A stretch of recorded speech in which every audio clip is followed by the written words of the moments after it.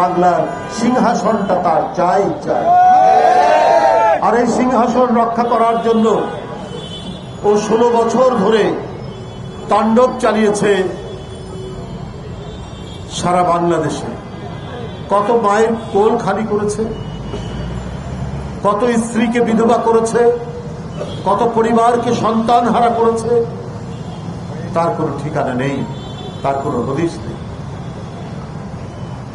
সমগ্র 16 বছরটাই ছিল মর্সিয়া আর শোকের 1.5 দশক। আমরা যদি শেখ হাসিনার 1.5 দশককে যদি বিবেচনা করি, এটা হবে জনগণের জন্য শোকের 1.5 দশক।